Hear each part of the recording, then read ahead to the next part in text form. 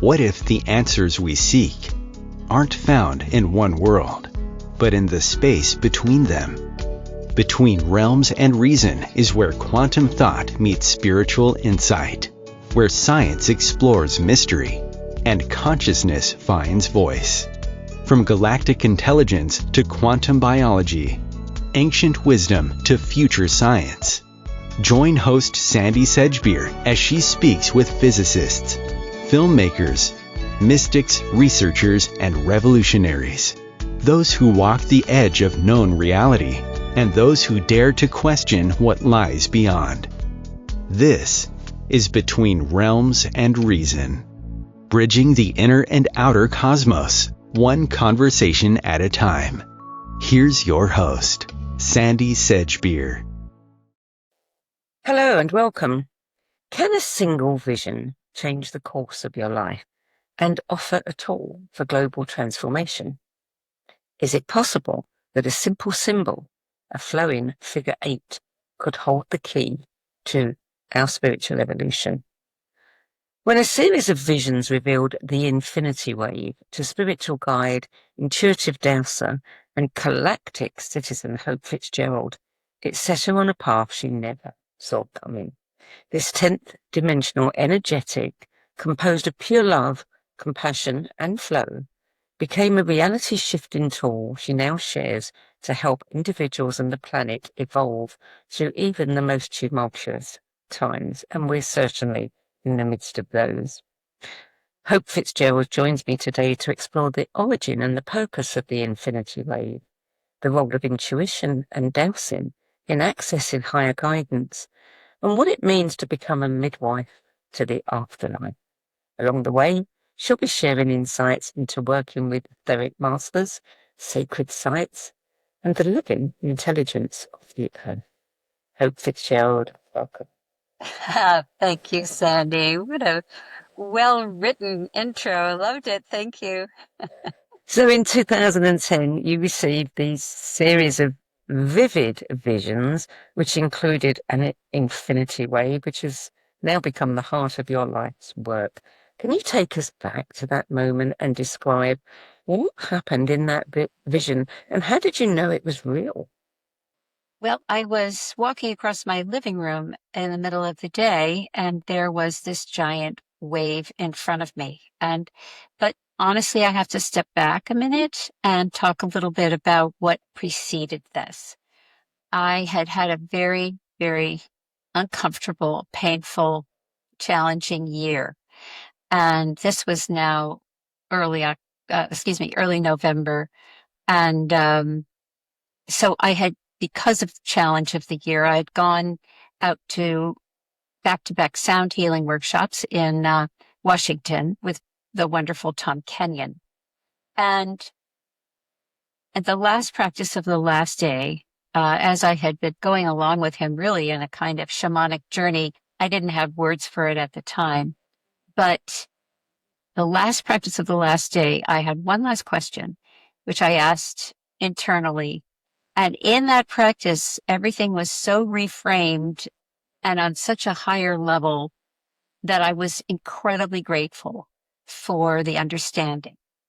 And in that gratitude, into that state of gratitude and elation, in my mind's eye, I went prostrate on the floor, and out of me sprang the words, "I am a willing vessel, do with me what you will." Now, I was not in the habit of saying those things. It just came out.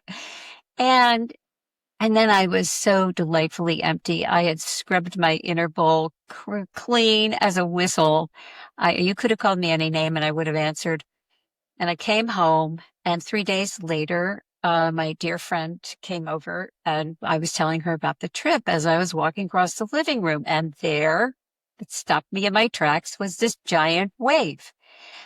It was quite beautiful. It was moving slowly toward me. And there seemed to be a byline that said, "This wave represents a push of evolution that is coming to the planet. It's going to be wrapping around the planet and anchoring in at the end of 2011. If you choose to swim with it or surf it, things will go better for you than if you resist."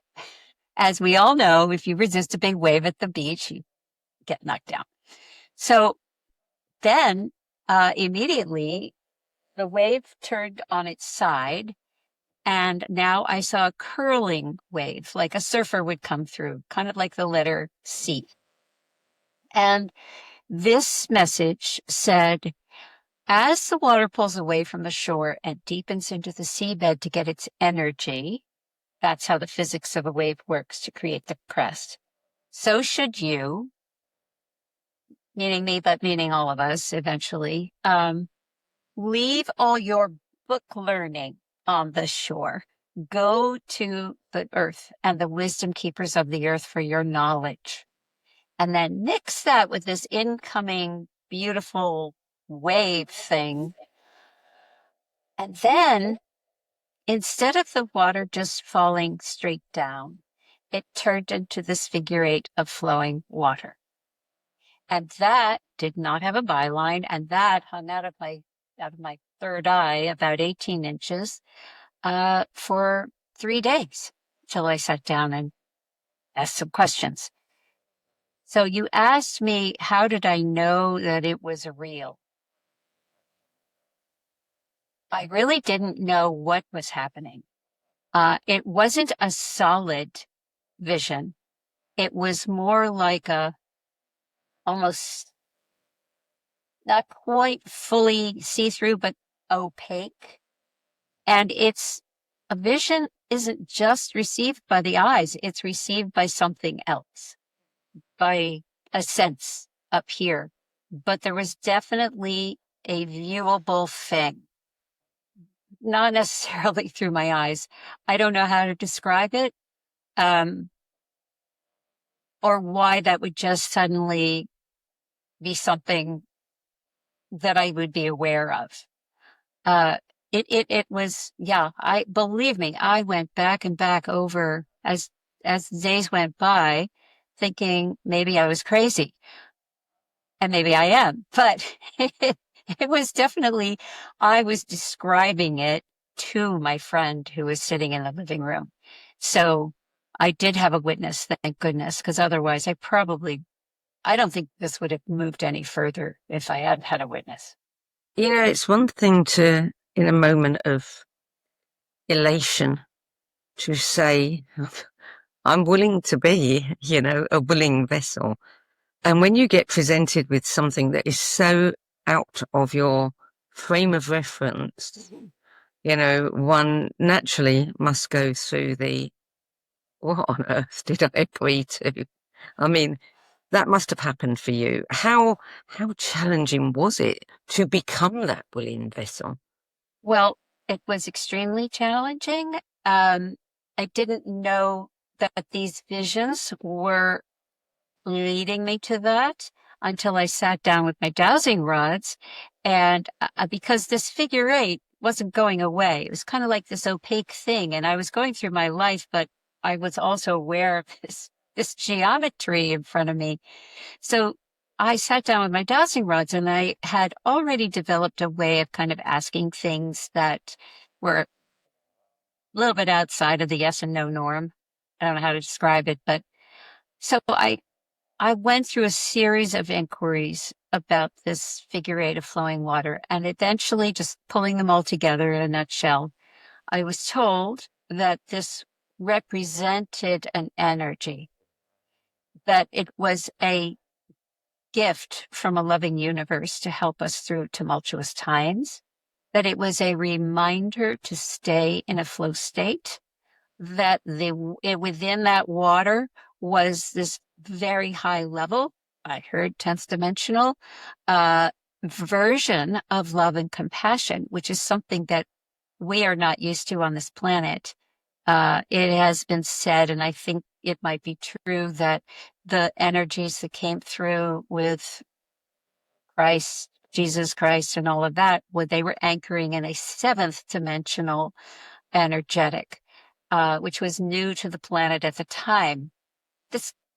Put all these in little thought balloons, may or may not be true. This is kind of my understanding.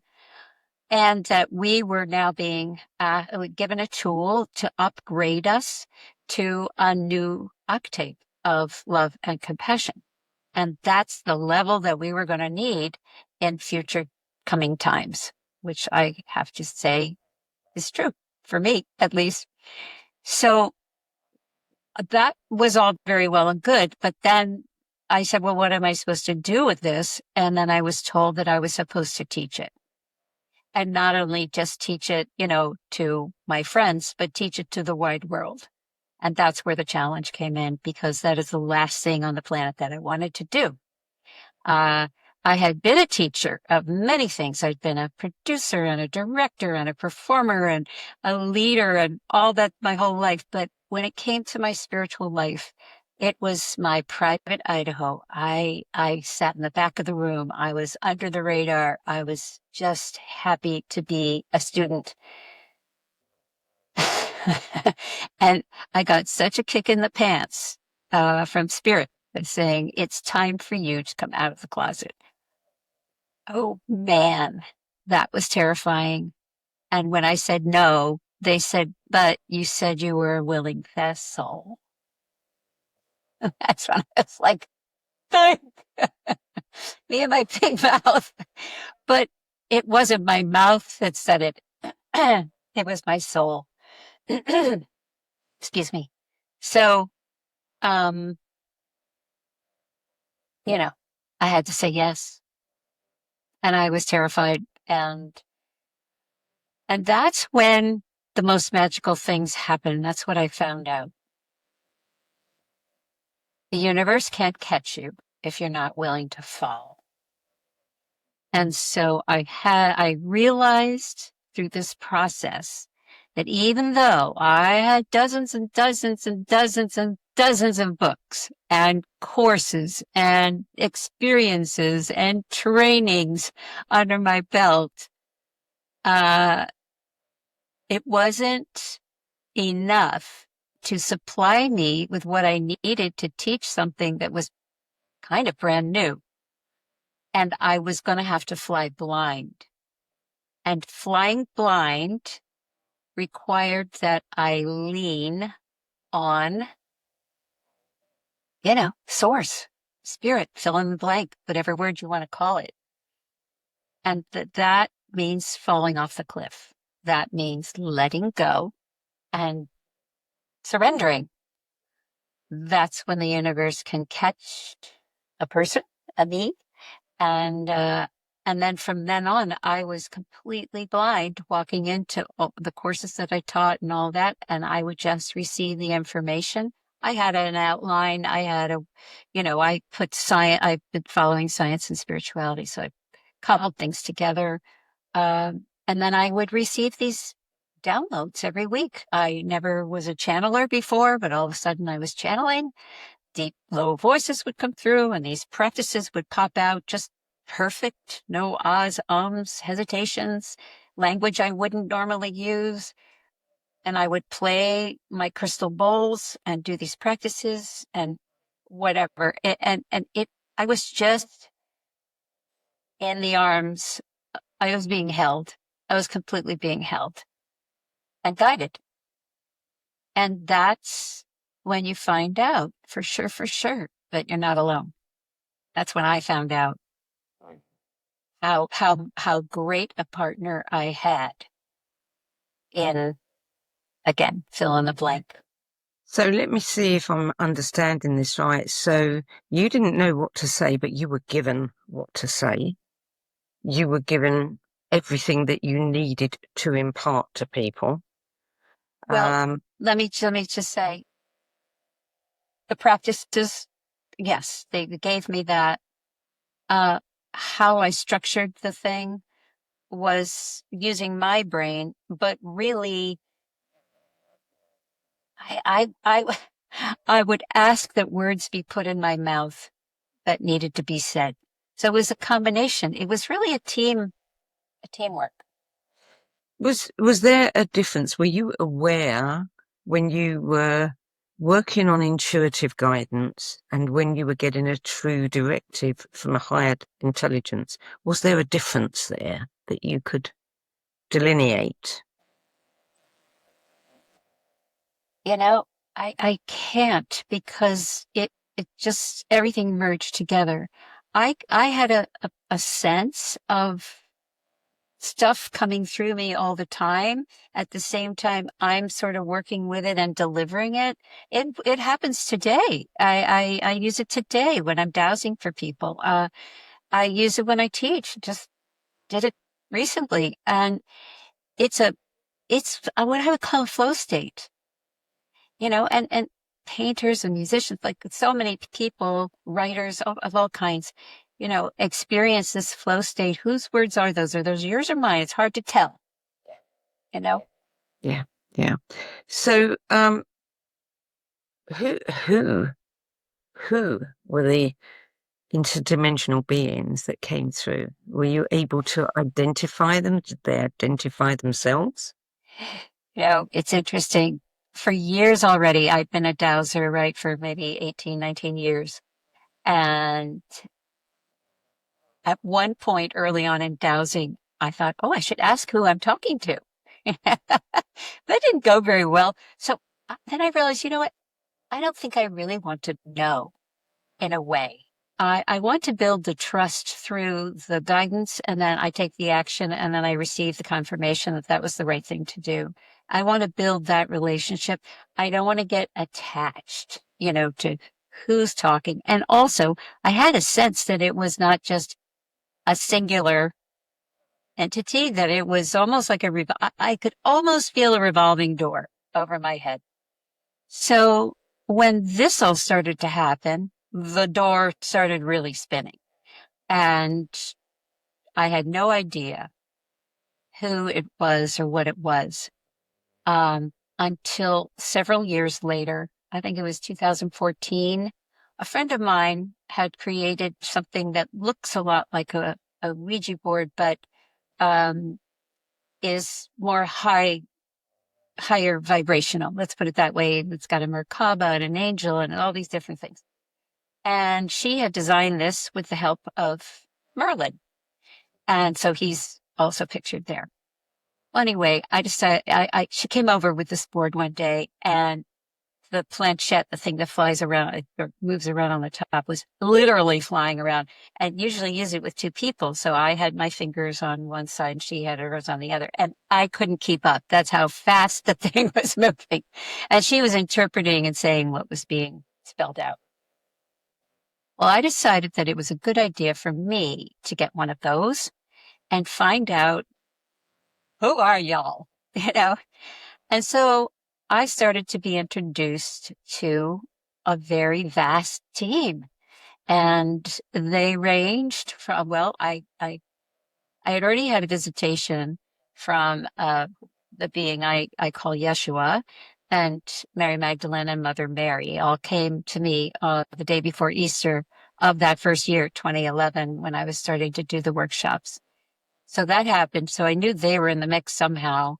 But then all these other beings introduced themselves over the course of time, and some were known to me before that. But, I had built so much trust in whoever this group was that it almost didn't matter to me who it was.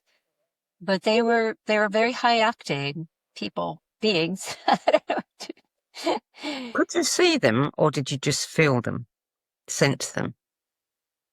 I sensed them. The only vision, I had a vision in 2012, but it was only, it was like a big circle opened over my head, and I saw a lot of skirts, feminine skirts, but they were high, so you couldn't see all the way up. But other than that, no, I haven't had other visions except when COVID was coming in. I had a vision, but other than that, no. So, did they ever reveal to you why now and why you? Maybe those were my first questions. It's like, First of all, I'm in my mid-50s. You could have done this 20 years earlier. uh, and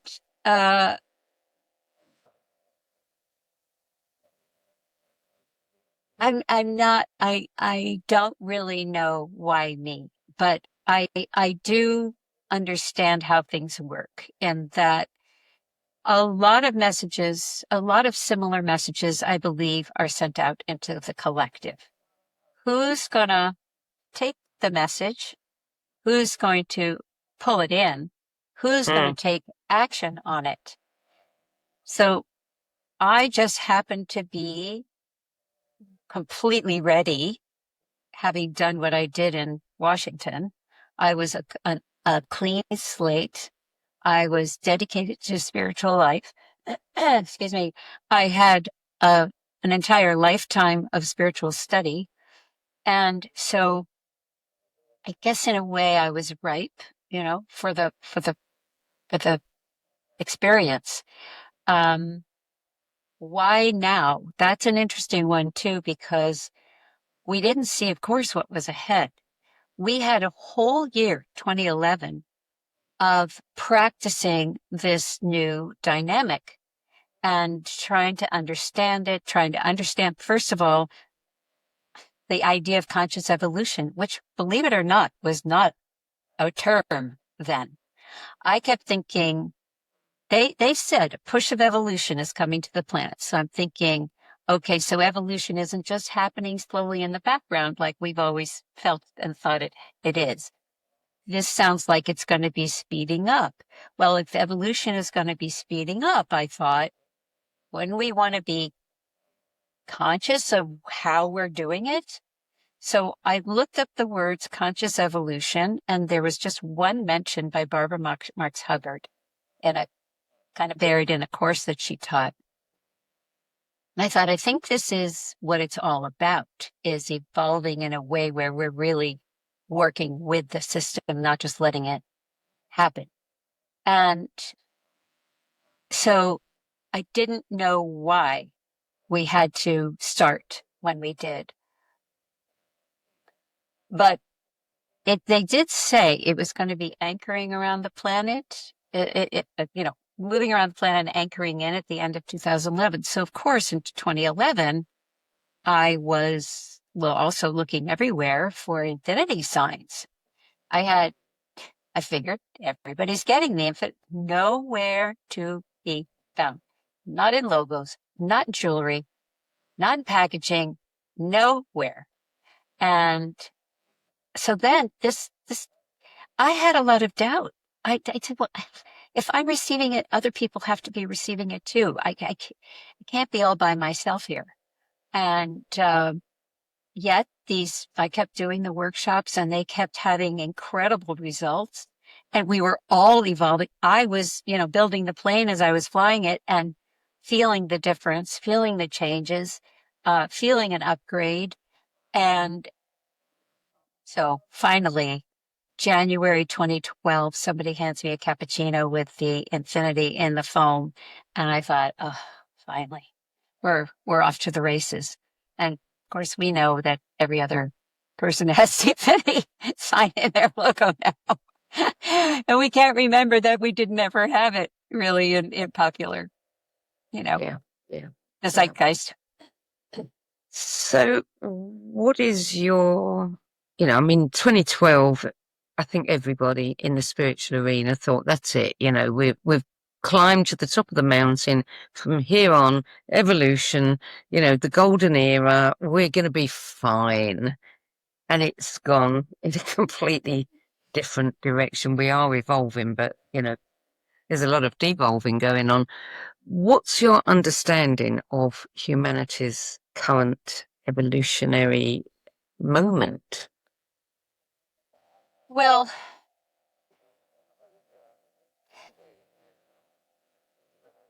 there's something. Can I show a picture Yeah, of the wave? Okay. Yeah.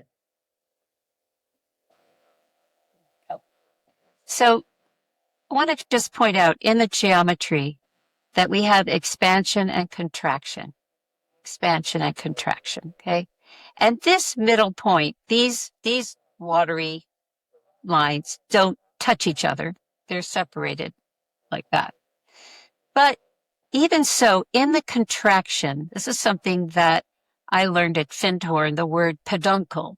It sounds like a very funny, weird word, peduncle. And it's described by Teilhard de Chardin, which is the theory of evolution that I learned at Findhorn, that the peduncle can also be thought of as the narrowing of a bottleneck. Okay. And if he thought evolution happened in this way. You imagine the tiniest particles, and he's, of course, mid 1800s, tiniest particles floating around, spiraling, importantly, spiraling in space and moving upwards. And as it reaches the neck or the shoulders of the bottle, just where it becomes the neck is the peduncle. Now, he was French, so it was peduncle, which is a biological term for where the stem meets the flower. Okay, so we have that same kind of feeling here in the bottleneck. But these particles that are moving around get faster and faster and faster. They quicken and they tighten together. Now they're more and more in this little tight space, and they start to have friction. Okay, they bump up against each other. Inside even the tiniest particles, Teilhard de Chardin believed that there was what he called a God spark. And I think he's right about that. And when this friction would happen and they tighten into the bottleneck, there's an alchemical process that happens. And out of that bottleneck pops the next higher, more elegant version of what was down here, slightly larger. So out of the atoms would come a molecule. Out of a molecule would come an amoeba or cell or whatever it is, goes up the chain. Now, I don't know if modern science would agree with this idea of peduncles, but I think peduncles as the process of evolution actually makes a lot of sense, because it is when we're being forced through a narrow channel, a difficult time, a challenge, is when we can come out with a higher understanding and a higher complexity. So if we choose to step way, way, way, way back and look at what's happening today as a giant peduncle that we are all being given the opportunity to evolve through, I would say, as uncomfortable as it looks and is, as possibly, and there is destruction in this process. But my question is always, what is being asked of us? What is the next iteration of Homo sapien? Teilhard de Chardin felt that the next iteration would be what he called the superhuman. And he actually drew it with a larger head. And indeed, our skulls have been getting bigger for the last 30 years. But it's not, of course, just about the structure. It's about the capacity of the mind and the brain. And so our abilities, as we know from the telepathy tapes, for instance, that we are so capable of so much more. And having an example of fully telepathic beings in our midst is opening minds to the fact that that could be us too. We're being asked, I believe, to evolve into a higher consciousness. Now, that's being said by just about everybody. But what does higher consciousness look like?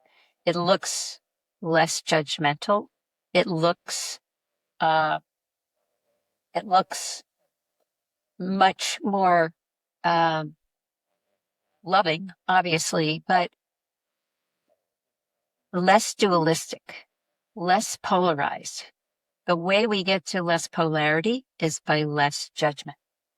And that's really hard for us to do because we've been inured, programmed to be either or.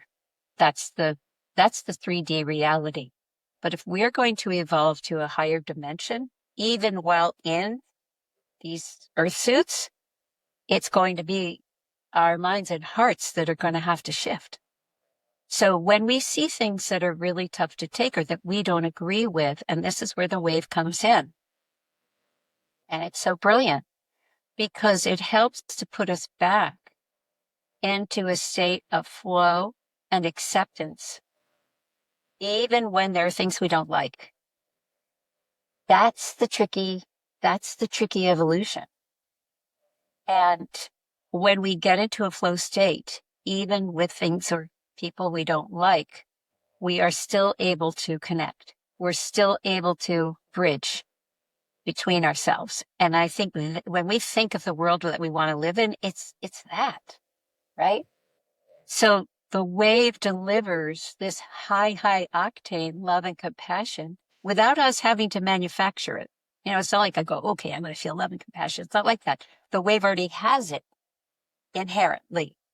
So when we let it work on us, and sometimes we have to let the water really flow very strongly, it tilts us into a different vibration where we can tolerate and even grow through these challenges.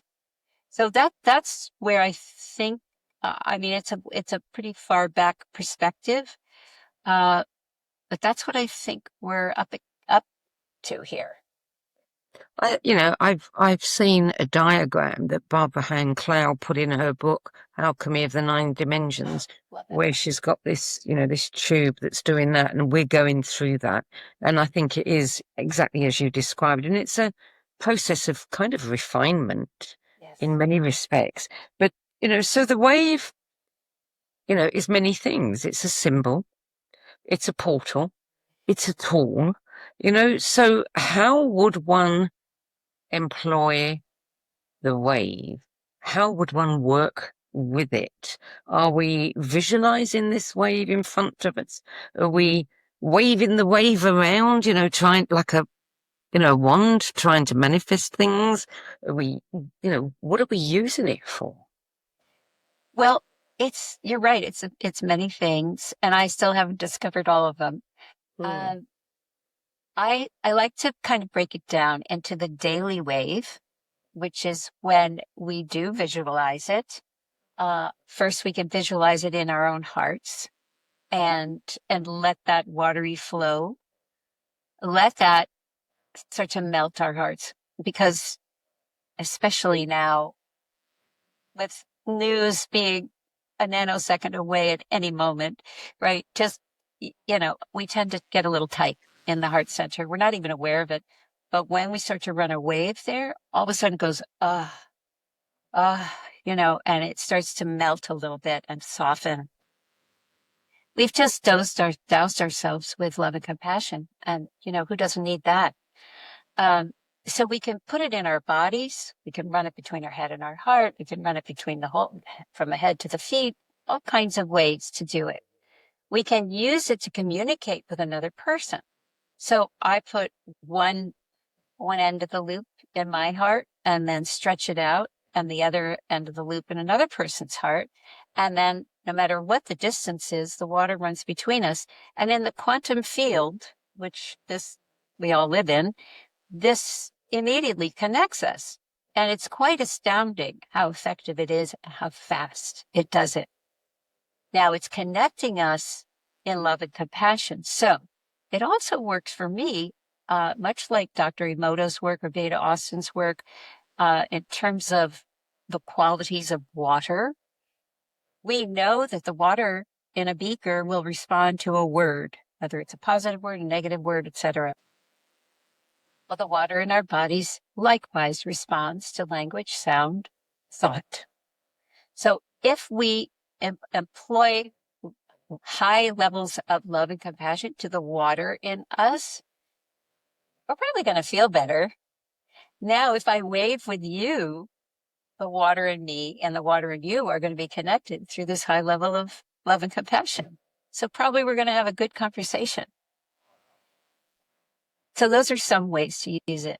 But there are other things you can do. there is a geometry where you gather a bunch of the waves together into kind of a flower-like pattern, like a daisy. And that you can set as a ceiling fan in a room in the future that you're going to go to. Here in the States, sometimes in the last few years, there have been challenges within families, differing politics and all sorts of things. So at the Thanksgiving table, it might get a little dicey. All you have to do is put a nice big ceiling fan of what I call the infinity wheel in the room before you even get there. And everybody has a wonderful time. Likewise, if there's a legal thing or a medical thing or anything like that, just put the wheel in the room ahead of time. For manifesting, here's the thing. I learned something very interesting along the way with this wave, that it's intelligent. It's alive. It knows what I need before I even know it. So I can ask for something and I can send it out like a boomerang on the wave, and I know it's going to come back to me. And that's fantastic. But I try to leave it kind of open-ended, because usually what I think I need is not nearly as good as what the wave will deliver. So it's an open-ended intention, let's put it that way. Open-ended manifestation. Or whatever you can do, that kind of thing. What's the most extraordinary story that you've heard of somebody using the wave? Oh my gosh. By the way, people use it on their pets. People use it in airplanes when babies are crying. Just amazing. The most extraordinary story that's not mine. I've had stories about people who have had serious medical issues that have turned on a dime. I have lots of stories about people with travel where things shouldn't have worked out, and then it just absolutely everything fell into place magically. I can't actually. I have lists and lists and lists of testimonials. Really, the best one is for me is the one that happened to me and taught me about not intending too much, getting my own personal view of what I think should happen. And that's the one with the anesthesiologist I talk about in the book, where I went with a dear friend across the country to have very serious surgery on her neck. So it was bone, muscle, and nerve. There was only one doctor who could do all three. And, this was a scary surgery, and one slip and she could be paralyzed. So one of the things that she had done to prepare for surgery was read the book about hypnosis before surgery. And one of the things they said to do was to write down on a piece of paper what you wanted the anesthesiologist to tell you as you were going under and coming out of anesthesia for better healing and all that. And so she had done that on a beautiful piece of Italian paper, and so we were waiting. She was in her cap and gown. The surgical theater was right there, and I'm at the foot of the bed, just trying to keep things light. I knew she was terrified. And we're waiting for this anesthesiologist. Seemed like a long time. Anyway, finally, this woman walks in, kind of a middle-aged woman. She had on this odd surgical cap. It looked like a pizza hat, those little, and it had little red flecks on it. Very unusual. She came and stood opposite me at the end of the bed, and she had a clipboard, and she never looked at my friend, never looked at me, which didn't matter, but, that contact between doctor and patient was missing. And then she just started to rattle off all this medicalese off her clipboard. And I looked at my friend, and I could see that, her eyes were getting big, her lip was starting to quiver, and this was not going well. If this had happened a year before, so this was 2011, after all the workshops that I'd done and after I had changed a lot, I But a year before, I would have said, hey, my friend's really nervous. Would you please I would have done something like that. But I was different now. And I instead I was kind of looked at her and went, I don't like this picture. I want a different one. And at that moment, two things happened. My mouth said, I like your hat, with no inflection whatsoever. But out of my solar plexus was this pop. I felt it. It went boom like that. And she went like this. Her head went up. She spun to look at my friend. She said, hey, babe, how are you doing? We're going to do some surgery. Oh, it's going to be fine. Yeah, don't worry. I'm going to take great care of you. Oh, what do you have that looks like a recipe you've written on such beautiful? I love to do things like this when people I mean, she went from being a frozen ice cube to, summertime. I mean, she just completely. And both of us, again, thank God I had a witness, because our mouths dropped open. If it had been a cartoon, our eyes would have gone like this. At how quickly she completely changed. And this taught me about the intention, because if I had said, please be nice, that would have been nearly what she really needed. She needed a kind of a blast of love and compassion. God knows how many hours she'd been working, if her kids were sick or whatever. And once she got that blast of love and compassion, she could rise to her highest and best self. Yeah. Yeah. She needed to be humanized too. She did. Yeah. But I didn't know. I couldn't have conjured that up, Well, you refer to yourself as midwife to the afterlife. Now, I could understand that if you were a doula. I could understand it if you were maybe a medium or something. How do you see yourself as a midwife to the afterlife? Well, I am a Where does the doula wave and I am come? a medium. So, well, it's just a different term. It's a term death doula always just kind of hits me. To me, it's birthing into the next realm. It's doing exactly what we do when we bring souls in. You're bringing you're helping them bridge out. It's I don't know which sacred moment is more sacred, the birth or the death. They're both just incredible. And it's an incredible honor to be a participant in that. I like to think of it in terms of midwifery, because there's coaching, just like in doula, work. There's coaching, there's understanding, there's deep listening, there's heart connection, meeting people where they are. And it's a process, So I had learned most of this through practice before there ever was such a thing as a death doula. I took the doula training later, just so that I could show that I had done it. But I've had a kind of fascination. I don't know if fascination is the right word, but I've had some kind of instinct about death since I was a teenager.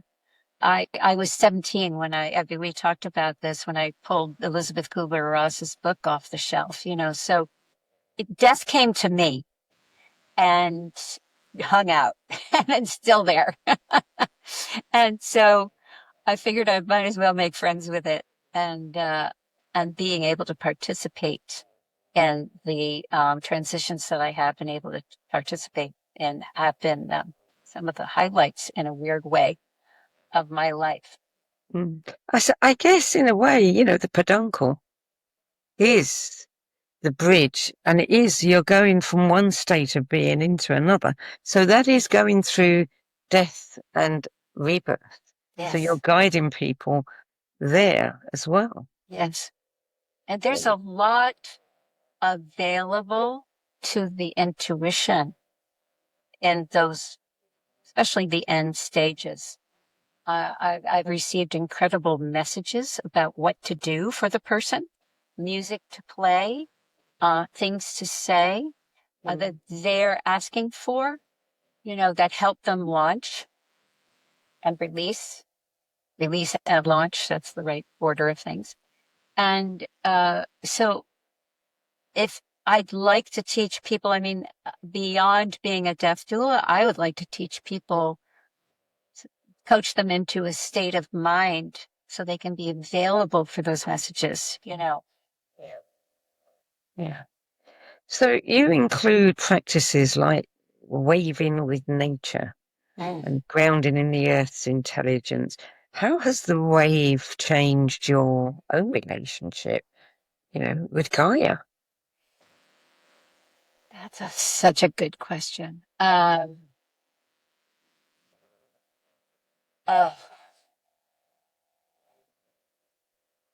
I decided when the second vision said, go to the wisdom keepers of the earth, go to the earth and the wisdom keepers of the earth for your knowledge, that I needed to explore shamanism. And even though I've been a lifelong lover of nature, I knew that I needed to take it to a deeper level. So I did. And I studied with Peruvian shaman, and I went on my own journey with the wave, into the heart of Gaia, into, the whole realm. And I came to understand also through a teacher that I had previously that, we're taught through Eastern religions, especially, and Christian religions for sure, that we're praying upward, we're reaching upward, we're spiraling upward, and yet the indigenous of our planet have been going down, and not that they only go down, they go both. And I realized that I was heavily unbalanced. I was oriented this way, and I needed to go down and explore and balance that out. And then I came to understand that the above, as above, so below, this is the above, and the earth is the below, and we're in the middle. Okay, two equally spiritual realms with us in the middle as the action takers for both realms. And once I came to understand that, I just continued to explore. And of course, in those first 9 practices that came in, channeled in, several of them deal with going into the earth, exploring the earth's energies, and so yeah, I just went down the rabbit hole, so to speak, with the earth. And then of course I had the elements. I had this water. Why is it water? And so I explored the geometry. I explored the water. That took me to the other elements. That took me to the 4 directions. That took me, and I just went from there. It's not like I had gone into it without any understanding of all that. I certainly had, but it just took it to a much deeper level. So do you think there's a connection between how we treat our bodies and how we treat the earth? Yes. In fact, that was one of the things in the very first workshop. I came to understand, that if our bodies are of the earth, ashes to ashes, dust to dust, we are of the earth. And if we are children of Gaia, which I believe we are, as well as, spirit, then if I speak harshly to my body, isn't that the same as speaking harshly to Gaia? Would I punish Gaia for a tree that was crooked? No. Would I say, that tree or that bush has fat hips? No. I wouldn't do that. And so I started coaching, or, putting out that idea that if you wouldn't say it to Gaia, don't say it to yourself. Because it's your cross purposes. Yeah. You talk about resistance. You spoke about it earlier, and surrender. How does the wave help us navigate fear of the unknown, or the grief letting go so that we can, work with it. Yeah. Well, there's a couple of questions wrapped up in that. So let me go one at a time. When we're in resistance, we're not growing or changing. The secret to evolving through the times we're in is being willing to evolve and change. That's not always easy. It sometimes means letting go, giving some things up, which means some grief that goes along with that. The sooner we can move out of the circle of suffering, of hanging on, not moving forward, just I'm still grieving. And believe me, I've done a lot of grieving, so I understand this one pretty well.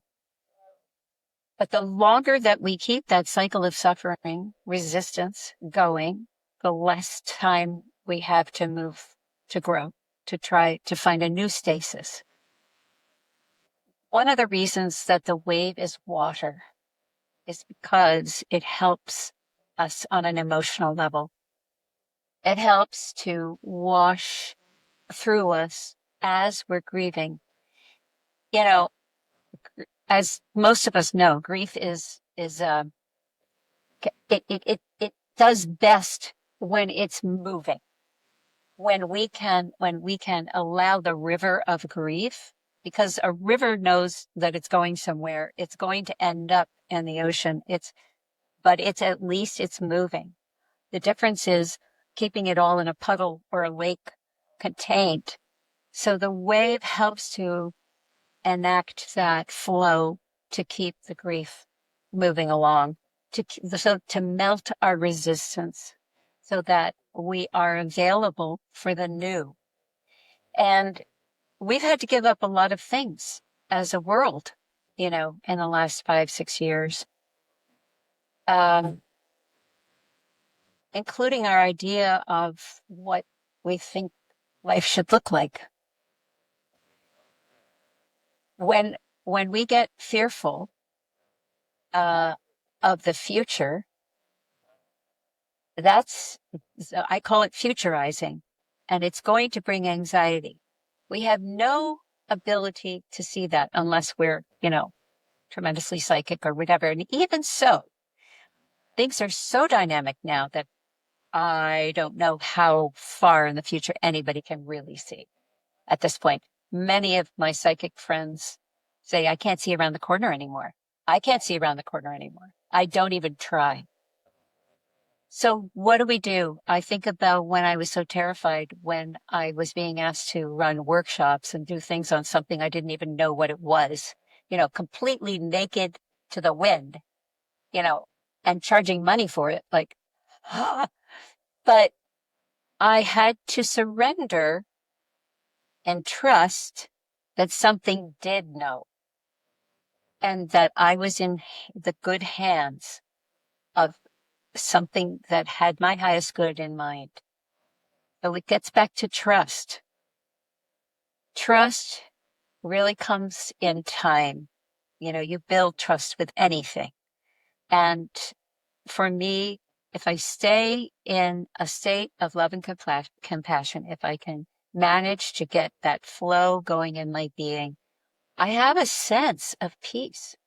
I have a sense that all will be well. It's inherent in that watery flow. And that enables me to say, okay, in this moment, I'm not futurizing.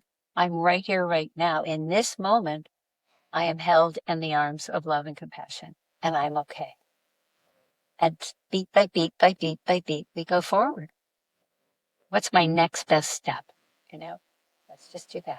Let's just come back to the present and make a choice. This gets back to the very, very beginning. What is conscious evolution? Making a choice that's going to ring the high bell, keep you in a high state.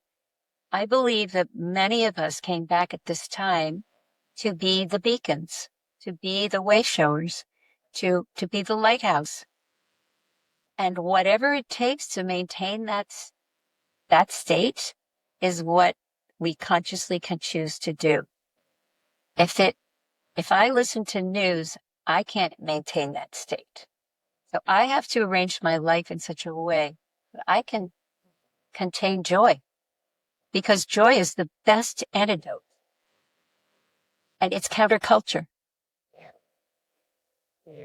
But it is a choice, and it's a courageous one.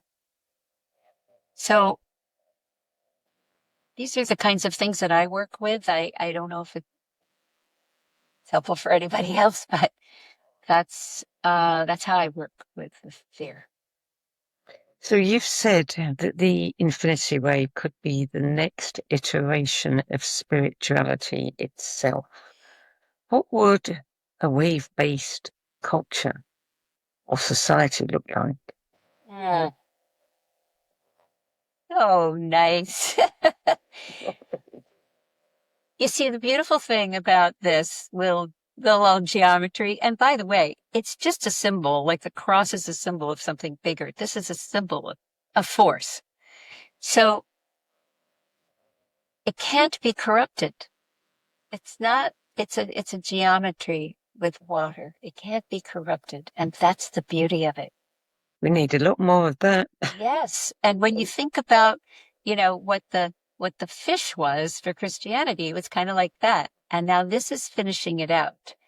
So when you have a symbol, when you think about Christ consciousness, when you think about Buddhism, when you think about really any beautiful spirituality, what does it all boil down to?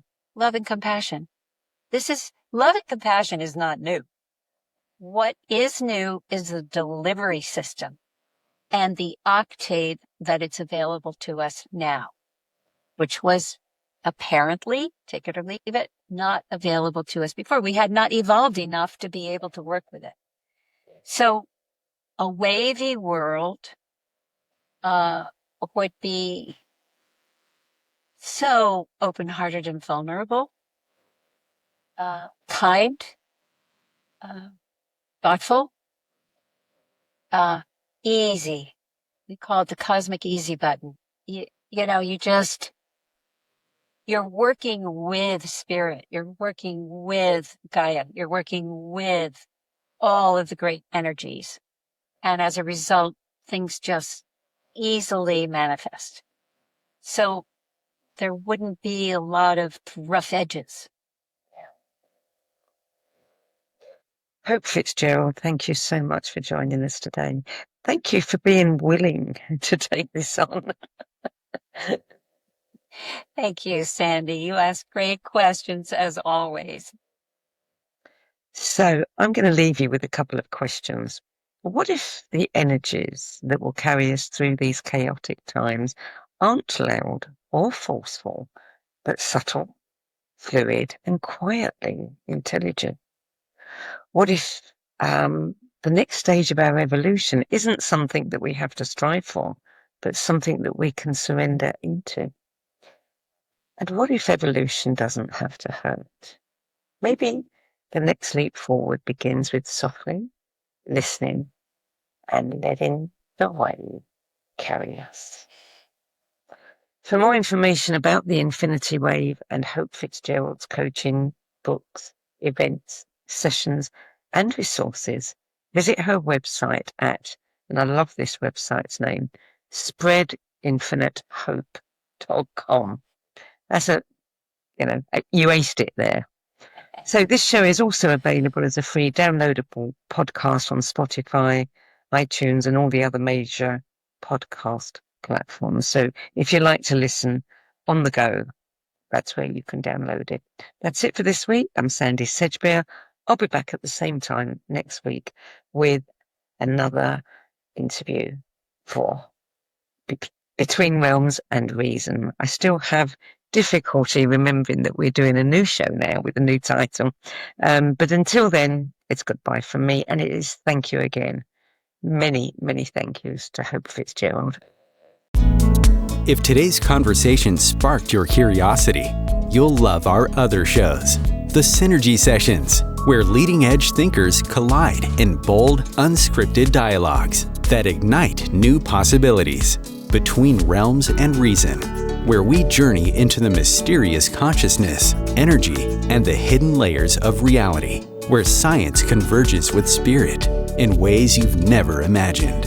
And the No BS Spiritual Book Club, where leading-edge new thought speakers, teachers, authors, and luminaries who've walked this path before you share the 10 books that had the biggest impact on their life journey. All 3 shows are available on YouTube, Spotify, Substack, and all major podcast platforms. For more information, visit sedgbeer.com. That's SEDGBEER.com.